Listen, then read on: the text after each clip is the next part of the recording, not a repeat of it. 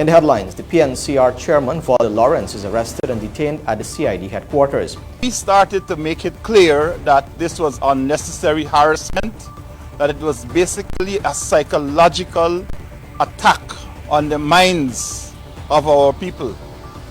A Georgetown teen is stabbed to death. Volunteers needed as the government rolls out an education campaign to get citizens to comply with the COVID-19 guidelines. In an interview with Newsroom, the British High Commissioner says British investors are interested in investing in more than just the oil sector. And in sport, Sport Minister and Hockey Board hold fruitful discussion on development of home for hockey. With the news, I'm Avinash Ramzan. Thanks for joining us. We started by telling you that already slapped with several private criminal charges related to electoral fraud, the former Minister of Health, Walter Lawrence, was again made to appear before investigating ranks on Tuesday as the probe into electoral fraud continues. Kurt Campbell reports.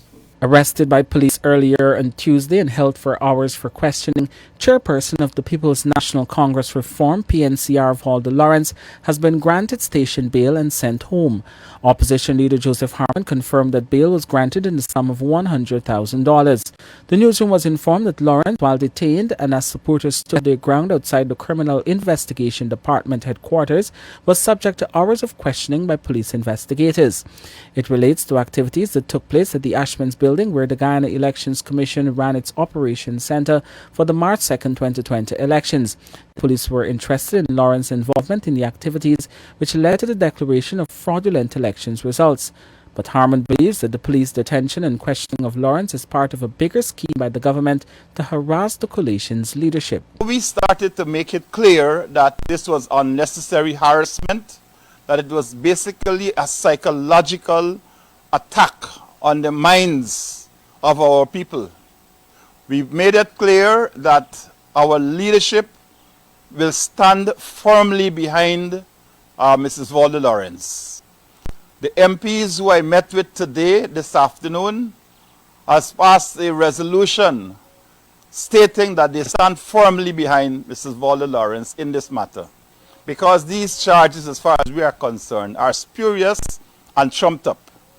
We believe that all of this sudden action by the police, they are aimed at trying to reduce the impact of our petitions that are before the court. Police had asked to meet with Lawrence at the weekend, but after resistance, she voluntarily surrendered to the police on Tuesday with her attorney, Nigel Hughes.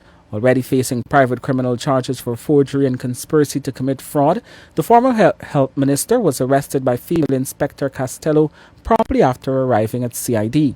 Lawrence's attorney, Nigel Hughes, had said it seemed intentional to have Lauren arrested and detained. First of all, they were unable to say when. We said in that case, would you allow her to leave and come back when you're in a position to proceed with the investigation, because you did invite her to come here at this time and you're not in a position to proceed. The inspector indicated that she could not release her for that reason. I did point out that Ms. Lawrence is available on call, and that was of no interest to them. So it is clear that they intend to detain her, and that detention has no relationship to the course of the conduct of the investigation.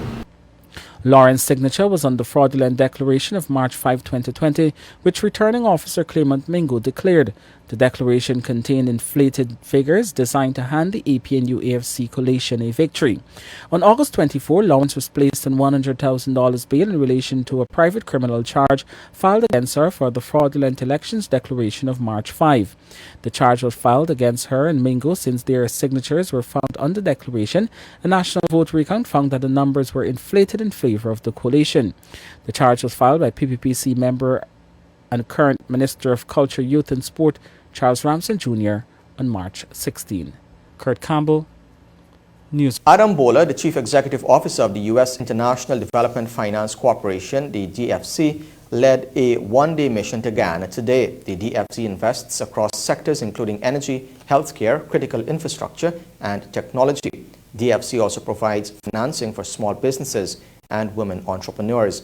During his visit, the CEO met with the local private sector and other stakeholders. The visit comes less than 1 month after the official visit of the U.S. Secretary of State Mike Pompeo, who traveled to Guyana on September 18. We tell you now that an all-boys-tongue Georgetown teenager was beaten and stabbed to death at his place of work on Tuesday morning. Jamal Park was described as a hard-working individual, and his family is claiming that he was threatened after he intervened to assist a 14-year-old who was being picked upon by 3 suspects. Police late on Tuesday confirmed one of the suspects was arrested. Police are investigating the murder of Jamal Park, 16 of Non-Parel Street, All-Boys-Tongue. The newsroom understands that Park was beaten and stabbed by 3 identifiable men. One of the men was arrested on Tuesday, while the other 2 remain in hiding. According to the family, Park worked at the Pink Wash Bay on Front Road, West Roimveld. The family said between 9 and 9:30 Tuesday, the 3 men attacked Park by throwing bottles at him. Park in return threw stones at the men, who then scaled the fence of the wash bay and cornered the young man. His mother, Shondell Wright, said she was at work when she received the call that he was stabbed. She told me, let me come at the hospital, so I was waiting to get somebody to relieve me. As works my street nursery. So I didn't get nobody. When the next call she gave me, she told me my son dead. I said, dead? She said, yes, he dead. And then I hustled rushed down to the hospital. When I meet there, I see the boss lady. And she said, oh, she can't go and you go there and see her. When I go in there, my son lie down on a bed. He have a plastic wrap his foot. All I could see just his eyes roll up. His eyes they open. And that was it. The teen's elder sister, Anissa Park, explained that last week, the 3 suspects were involved in an altercation with a 14-year-old. The sister said the 14-year-old complained to her brother, who then confronted the suspects. The confrontation resulted in the suspects throwing a bicycle on Park and threatening him. The family is calling for justice. My brother just work at this car wash. Before he got the car wash job, he used to work at another baker shop. He always working, if it's a little afternoon odd job, working with people, he always do work. I would understand if he was a bad boy or something, but he's not, and he don't deserve it, and I need justice for my brother. I don't want nobody to cover nothing up and let these people turn themselves in. And I asked the police to please do something about this, because I want to see justice for my son. And if to the last stage I want to fight to the end, that I want to see justice for my son, because there are too much crime going on, which been unsolved. Park was beaten to the head with a 4x4 wood and stabbed to the chest and abdomen with an ice pick. He was rushed to the Georgetown Public Hospital, where he was pronounced dead on arrival. Reporting for the newsroom, I am Isanella Patwa. Guyana's Chedijagan International Airport at Timeri welcomed its first official flight on Tuesday following its reopening after a 6-month closure due to COVID-19 pandemic. Even with an increase in number of positive cases and deaths related to the coronavirus locally, the government is assuring that it stands ready to guard against cases being imported into the country with strict safety protocols in place. Kurt Campbell reports. The Eastern Airlines flight carrying 44 passengers from Miami touched down at the Chedijagan International Airport just after noon on Tuesday. Currently, only Eastern Airlines is conducting flights, with the other carriers promising scheduled flights later this month and next month. Passengers were greeted by health officials in the terminal building and were made to follow strict screening protocols. Some 13 of the 44 passengers had to do a second PCR COVID-19 test on landing. Ejel said he's confident that authorities will remain in compliance with all international standards in health and safety, particularly as it relates to COVID-19. We want to take this time as well to say to all of our people, family members who are arriving will have to follow some protocols, and you should know that. Once they're coming in with a PCR test which was done 72 hours before travel, they'll be able to immediately clear immigration and customs, having been screened, and depart for their destinations. Those who have a PCR negative test that is more than 72 hours will be required to do a test here at the airport. They'll be allowed to leave to their final destination with restrictions. The minister said the government welcomes the first 44 passengers and hopes to be able to do so with increasing numbers from more airlines in coming weeks. He believes the reopening of the airport stands to benefit several categories of people, from the small man to the businessman. We have to do things differently. We have to do things safely. We have to do things wisely. But we just can't stay where we are. We have to move forward. This step of reopening the airport and restarting access to international travel to facilitate the movement of passengers, cargo and other goods and services is a very important one. We are re-establishing connectivity with other countries, regionally and extra-regionally, to facilitate business, travel, and also commerce. Also on site to witness the arrival of the flight was Prime Minister Mark Phillips, newly installed chairman of the CGIA board, Sanjeev Dattadin, Director General of the Civil Aviation Authority, Egbert Field, and CGIA Chief Executive Officer, Mr. Ramesh Gir. President Irfan Ali also joined in imploring travelers to follow the protocols in place to curb the spread of the virus. In a recent statement, the head of state expressed confidence in the advice provided by the relevant authorities that Guyana is fully prepared and ready to operate in a manner which will ensure the safety of all who work there and pass through them. Mr. Ali emphasized too that while everything is becoming done within means and with the assistance of the international community to bring the virus under control, it is as equally important to keep the economy functioning and growing. On this note, the head of state reiterated the importance of striking a balance between medical and socio-economic aspects of reopening the economy. Kurt Campbell, Newsroom. And amid its insistence for a quick hearing to two elections petitions it has filed, the APNU AFC coalition announced on Tuesday that the matter will come up for case management next week. Opposition leader Joseph Harman, in a Facebook Live on Tuesday afternoon, said the Chief Justice Roxanne George has responded to the coalition's lawyers, indicating that the case management will be done on October 22, 2020. At the case management hearing, the date for the hearing of the petition is expected to be set. Other timelines and deadlines related to the petitions before the court will also be set. Harman anticipates that this is the beginning to the speedy determination of the matter. The APNU AFC filed its first elections petition on August 31, 2020, officially challenging the outcome of the March 2, 2020 elections, from which the People's Progressive Party emerged victorious. Ultimately, the coalition wants the Supreme Court, after hearing its petition, to cancel those polls which saw it losing the seat of government and order fresh polls within 90 days. If they succeed in their case, the petitioners are seeking orders from the court to declare that the elections were so badly held that the results from it cannot be deemed to be the will of the people. At the same time, they want the court to throw out the elections and have David Granger declared as president under those very elections they claim were conducted against the electoral laws and constitution of the country. The petitioners want the Guyana Elections Commission (GCOM) to use the vote count from the 10 returning officers to declare the results of the elections. That would include the District 4 vote count, which has been condemned as fraudulent. The petitioners contend that the Chief Elections Officer was not required to use the data from the national vote recount to produce his elections report from which the results were declared. When the newsroom returns, 2 houses are destroyed in a fire and volunteers needed for an education campaign on COVID-19. This is the newsroom. The government has begun work at the Infectious Diseases Hospital to manage severely ill COVID-19 patients at the Liliendal facility.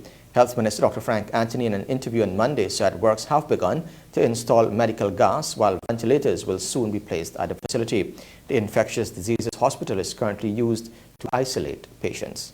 In addition to that, we have started to put in the medical gas at the Ocean View facility. So over the weekend, we have had a contractor working to install medical gas. This is ongoing work. Once that work is completed, we would have about 27 ICU beds at Ocean View. And that would substantially increase our capacity to manage serious COVID patients So instead of what we're doing now, if somebody develop maybe a severe form of COVID, we have to move them from Ocean View back to the Georgetown Hospital. Once this ICU is up and running, we will be able to manage all the patients right at Ocean View. So that's something that we are working on. And as I said, we have started with the installation of the medical gas lines and other things to make that area functional. We would also have, we have some pieces of machine that would have to be bought and brought into the country. These include some extractors, oxygen tanks, and so forth. So all these things we are working on simultaneously. So, you know, we are very optimistic that we'll get this up and running in the shortest possible time. We tell you now that Monday night turned ugly for 3 truck drivers who started off the evening with a casual drink. According to police reports, the 3 truck drivers parked at 5 Miles Public Road, Bartica, and proceeded to consume alcohol at a nearby house. They left off drinking at around 21 hours 15 and headed to their trucks. But moments later, 2 of the truck drivers were trying to free one of their colleagues who was pinned to the ground by one of the lorries. Dead is 32-year-old Dianarain Singh of Canal No. 1 West Bank, Demerara. According to the driver of motor lorry GTT 226, Ramlakan Bishundayal, 54, they were all proceeding to their respective lorries when they observed that Singh's truck, GSS 2121, was stuck in the sand. As a result, the driver of GNN 5974 assisted by pulling out the said lorry with a rope on the northern side of the said road. Once he was out of the ditch, police said Singh came out of his truck and was standing in front of it when the driver of the same truck that had just pulled him out reversed and collided into him, pinning him to the front of his lorry. The impact was so great that it caused Singh's truck to push backwards and collide with the other truck. Police said Singh received abrasions to his face and body and fell to the road surface in an unconscious condition. Once the driver of GNN 5974 saw what happened, he fled the scene. Singh was afterwards picked up by Bishundayal and passers-by, that should be, who placed him in a vehicle and took him to the Bartica Regional Hospital, where he was pronounced dead by a doctor on duty. The body of the deceased is presently lying at the said hospital mortuary, awaiting a post-mortem examination. The other driver, Bishundayal, is in custody as the investigations continue. Now, victims of Monday night's fire at Charlotte Street, Georgetown, say that their houses could have been saved or there could have been less damage if it were not for the poor response of the fire service, but the authorities have rejected that claim. 8 persons, including an autistic woman, a 5-year-old and a 91-year-old woman who lived in the 2 houses which were destroyed, are now homeless. When contacted by the newsroom on Tuesday, Fire Chief Marlon Gentle disputed claims that the fire service took an hour to respond to the fire. The fire chief explained that if the fire service's response was poor, then more houses would have been destroyed given how close they are located to each other. The fire started at about 2100 hours and originated from the kitchen area of the house belonging to June Henry and her 2 daughters, one of whom is autistic. Andel Mackenzie, who lived in the other house, which subsequently caught fire, told the newsroom that he was standing on the street when he saw a flare coming from the Henry's house. Mackenzie said he alerted the neighbors and called the fire service. Within minutes, the fire completely engulfed Henry's house and quickly started to spread to the other house. Mackenzie, along with his 91-year-old great-grandmother, Joycelyn Agard, his uncle Mark Agard, and his 5-year-old son and fiancé lived in the house. Mackenzie did not wish to appear on camera. After that, persons started to get on the street, called the fire service, which took approximately like an hour to reach. After they took the hour, a man by the name of Mr. Thompson was quite arrogant, I would say, failing to do fire service protocols to contain the fire, which then caused the fire to escalate to the neighbor's house where the elder lady is living with her sons and myself.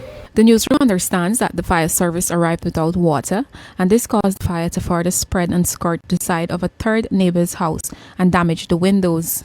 In the space of the hour, after seeing that the fire would have caught and engulfed the house that I'm living in, I entered into the neighbor's house and then attempted to use a fire extinguisher to keep the flame from catching on the blind, the louvers, and the side wall of the house that is next to me, to my right, in if you're facing this way onto your left once you're going in. So that's how this house was primarily scratched on the wall alone. You see the gutter and the louvers were probably burst by the heat. That's why. When the newsroom visited the area on Tuesday, Mackenzie and other relatives were trying to salvage whatever they could from the house. The upper flat of the house was completely destroyed. The family plans to approach the government for assistance during this time. Mackenzie explained that he is now living out of his car. Meanwhile, another neighbor, George Benjamin, told the newsroom that if it had been windy, his house and other houses would have also been damaged. There's the intensity of the fire. You see the mango tree, a green mango tree. Imagine a green mango tree. I want to know what is it will look. If it was windy, this house would have gone. But the wind was calm and it was blowing mostly westerly. That's the reason why the house and the other one parallel to the affected. Thank God it wasn't windy. But I don't know how it started or anything. Investigations to determine the cause of the fire are still ongoing. Reporting for the newsroom, I am Isanella Pato. The Minister of Health, Dr. Frank Anthony, has issued a call for volunteers to assist in government's nationwide COVID-19 education program, Operation COVID Curb. The minister said it was noticed in areas such as marketplaces that persons are not adhering to the guidelines to stop the spread of the disease, and as such, constant reminder is needed. These persons will be provided with the resources needed to do their job. We hope that we can recruit persons that we find there, maybe some of the vendors themselves, to act as peer educators with other vendors. We're hopeful that customers, when they look at programs, that they would understand more why they need to do this. Why is it that they need to wear a mask? And then in some of the markets, I don't think they have enough sanitization stations. And again, we need to maybe work with the local government system, these markets and so forth, to ensure that more of that is in place. But even some of the vendors themselves, they can start walking with the alcohol to have people sanitize their hands and things like that. So every little bit contributes to the, the fight. And we want to work with people, so if people want to volunteer, we'll be willing to work with them. The COVID Secretariat, we can work with them, give them some basic education on how COVID is transmitted and what can be done to prevent the transmission and other things. So, we are willing to work with them. And we'll provide material. We have some T-shirts that we are giving out. We have some hats. There are little things that we give to remind people that COVID is a serious disease that we have to battle with. When the news returns, the British High Commissioner says British investors are interested in investing in more than just the oil sector. Stay tuned. This is the newsroom. British companies are interested in investing in Guyana, and it's not just in the oil and gas sector. This is according to the British High Commissioner, Greg Quinn. The High Commissioner recently spoke with Newsroom's Neil Marks. I do want to ask you about UK interest in Guyana's oil and gas sector. Can you talk to me about that? What sort of interests are you hearing? Well, I think there's two sides to this. One, there is the direct interest in the oil and gas industry itself. So, for example, the suppliers, the people who are setting up offices here, which have got either UK funding or are UK based. This Aberdeen link, because there's this very clear link, with Aberdeen in terms of both the companies who work out of there who have been working in the North Sea, but also with the local council in Aberdeen. So there's two sides to it. One is the business experience and the business skills in dealing with deep water and oil and gas exploration. But there's also for want of a better term, the political aspect of it, which comes from the council, which is, Aberdeen has got experience from the late 1960s of dealing with oil and gas. Certainly in the early years, lots of things happened which were not, did not necessarily benefit Aberdeen and the region as much as they could or should have done. So I think there's lots of desire on the part of Aberdeen to provide the lessons learned, both good and bad, in terms of being an oil capital, which Georgetown is now going to be. but also in terms of providing, providing support around that sort of thing. And we've got the memorandum of understanding between the Georgetown Council and the Aberdeen Council, which provides a basis for a relationship, but also things like regulation. How a local council like Aberdeen regulates an oil industry. So there's that part of it as well. But I think we also need to look in the longer term. So ultimately, as you know, the hope and expectation here is to move to a greener economy, more renewables. And of course, oil and gas funding will provide the money to do that.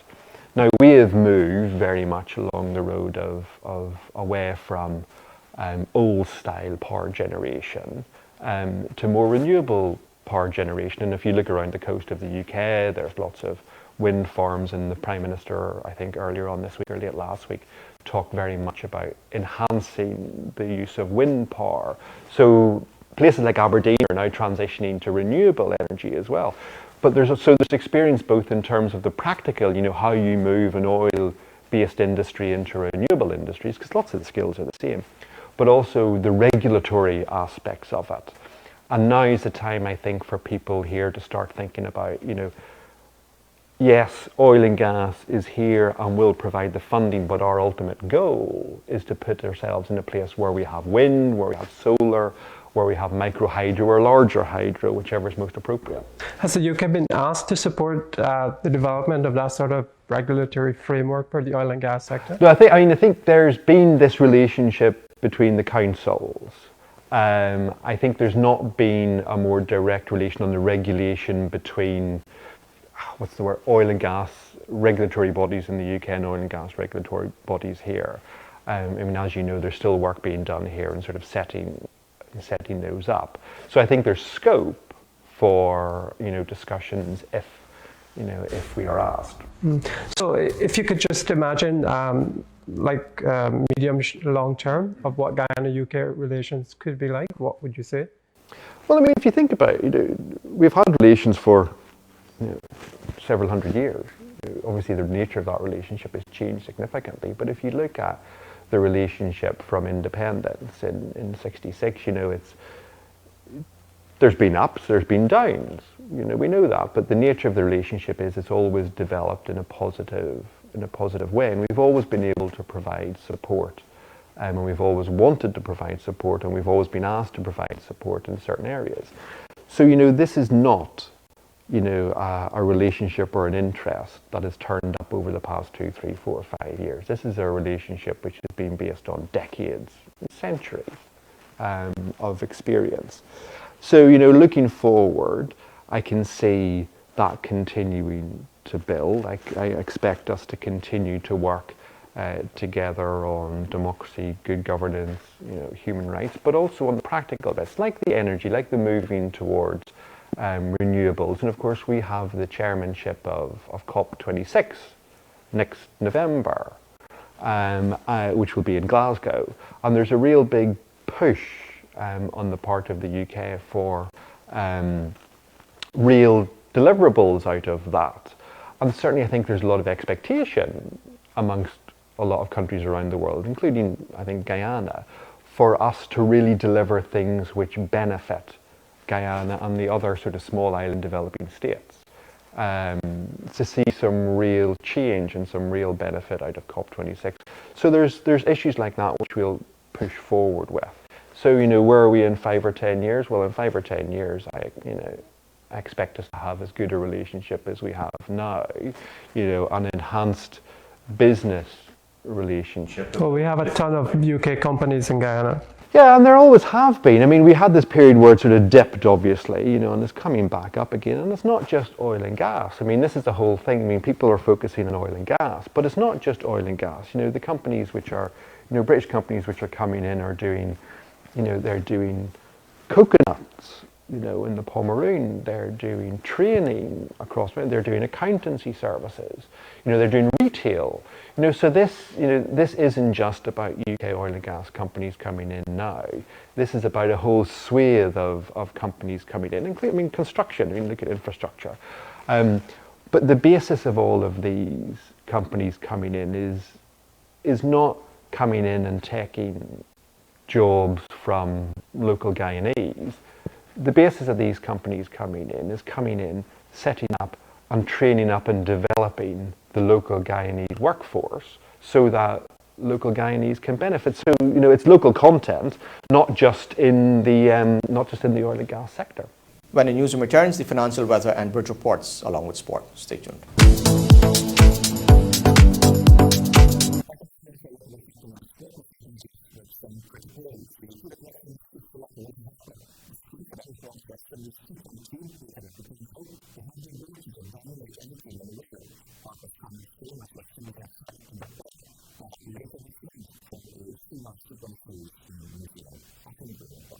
Despite West Indies are two-time World T20 champions and current holders of the trophy, they languish ninth on the rankings, as opposed to their upcoming competitors who are sixth. Since the World T20 triumph in 2016, they have played 18 bilateral series and only won 7, lost 10 and drew 1. In their last T20 series in New Zealand, they lost 2-0 with one match being rained out. Overall, the record in New Zealand has seen them lose 6 of the 8 matches, the other being a no result. This makes for an intriguing series where, despite the World T20 champion tag, West Indies could start as underdogs, but Harper feels their potential makes them a threat. Well, T20 team, I think once we play as well as we can and be competitive and very competitive and have a very good chance of winning against any team in the world. And I expect the fact that we have a number of players playing in the IPL, which means they're getting match practice. With CPL and IPL giving West Indies players a chance at match practice, Harper contended it should bode well in the preparation. Some of the players who did not make the IPL have recently come out of the CPL, so they've had some cricket. The thing is, they wouldn't have an opportunity to play together much prior to taking on New Zealand, but I expect that that team will acquit itself very well. West Indies are set to have an extended camp in New Zealand ahead of facing hosts in 3 T20s and 2 tests in November to December. The 15-man test squad, along with 5 reserves and a 40-man T20 squad, will leave for New Zealand on October 27th. The T20 internationals will be a start to the 11-man schedule of matches building up to the ICC T20 World Cup, rescheduled for October 2021 in India. For the newsroom, Akim Green.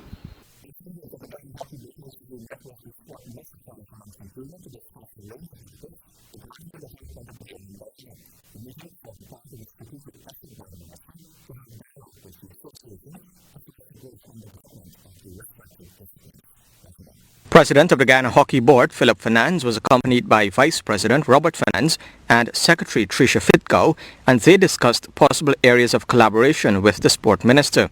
A presentation was done by the Hockey Board members outlining their intention of utilizing the plot of land at Durban Park, which they acquired through the past government.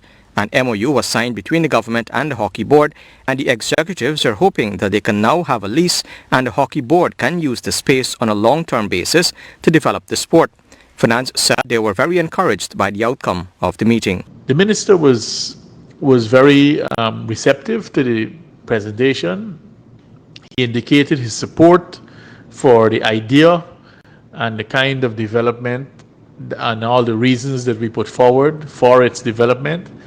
And while he didn't commit a monetary figure, and we didn't expect that at this stage, he did say that whatever the ministry can do to assist, they will try to do. Our intention as the Hockey Board now is to develop on that proposal and try to see what support we can get from the International Federation and also from the private sector. Fernandes said the Hockey Board recognizes the role of the government in helping to develop the game, but it does not intend to lay all the responsibility on the administration to make the facility a reality. At the signing of the MOU in 2019, Fernandes spoke of a real opportunity to move the sport forward, as it will bring Guyana on par with the rest of the world in terms of the modern surface that is used for training and competition. Fernandes reasoned that a facility, when completed, will serve to expand the sport to young people who currently do not have access, since hockey is restricted to a few cricket clubs. He also envisaged that the quality of players produced by Guyana would be significantly improved. In an interview with Newsroom in April this year, Finance said that in order to have the lease to the plot of land given by the government last year, the Guyana Hockey Board must be incorporated. He said they are in the process of getting that done before making another step in realizing that much-needed home for hockey. Reporting for Newsroom, I'm Avinash Ramzan.